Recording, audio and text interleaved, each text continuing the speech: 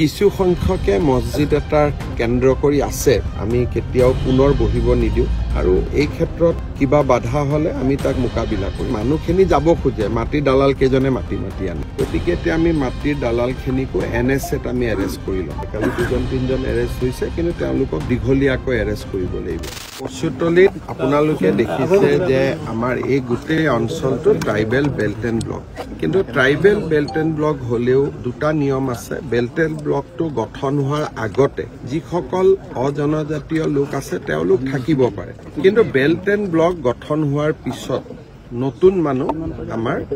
ইয়াত আহিব নোৱাৰে গতিকে যিসকলে ট্ৰাইবেল বেল্ট এণ্ড ব্লক হোৱাৰ আগতে ইয়াত আছিল তেওঁলোকক আমি দিগদাৰ কৰা নাই বা দিগদাৰ কৰাৰ কথা নুঠে কিন্তু যিখিনি ট্ৰাইবেল বেল্ট এণ্ড ব্লক গঠন হোৱাৰ পিছত ইয়াত আহিলে তেওঁলোকক আমি লাহে লাহে ইয়াৰ পৰা পঠিয়াব লাগিব সমস্যাটো হৈছে কি যে এটা সময়ত বিশেষকৈ আমি ৰাজনীতি কৰা মানুহবিলাকে কাৰোবাক ৰাস্তা বনাই দিলো কাৰোবাক ইলেক্ট্ৰিচিটি দিলো কাৰোবাক পানীৰ সুবিধা দিলো আৰু লাহে লাহে বিষয়টো একেবাৰে আমাৰ হাতৰ বাহিৰত ওলাই গুচি গ'ল কচুতলিত প্ৰায় 1000 বিঘা মাটি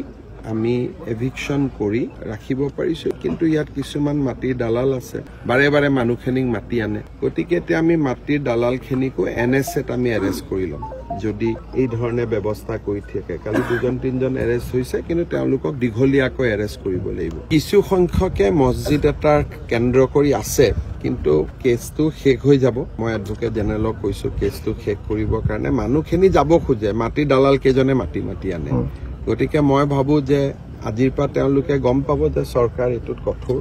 আৰু আমি কেতিয়াও পুনৰ বহিব নিদিও আৰু এই ক্ষেত্ৰত কিবা বাধা হলে আমি তাক মোকাবিলা কৰিম কিন্তু যদি এই মানুহবিলাক ল্যান্ডলেস হয় যি জায়গাৰ পৰা আহিছে আৰু যদি প্ৰকৃত ভাৰতীয় নাগৰিক হয় তেওঁলোকে দৰঙৰ পৰা আহিছে নগাঁৱৰ পৰা আহিছে তেওঁলোকক আমি নিজৰ ঘৰৰ জায়গাতে মাটি দিব পাৰো যদি ল্যান্ডলেস হয়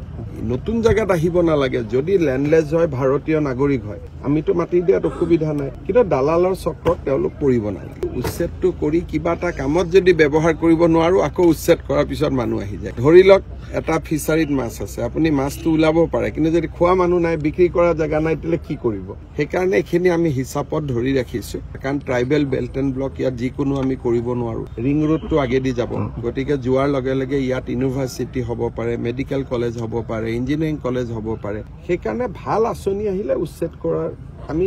ৰাখি থৈ দিছো গোটেই মাটিখিনি আমাৰ নজৰত এটা এটাকৈ কৰি গৈ থাকিম ইয়াত আমি এটা পুলিচ বেটেলিয়ন কৰিম যাতে মাটিখিনি বাকি মাটিখিনি সংৰক্ষিত কৰিব পাৰে আৰু আমি সকলোৰে লগত আলোচনা কৰি অৱশিষ্ট মাটিখিনিও যিখিনিয়ে সমূহ ৰাইজৰ লাভ কৰিব পাৰে লাহে লাহে তেনেকুৱা কিবা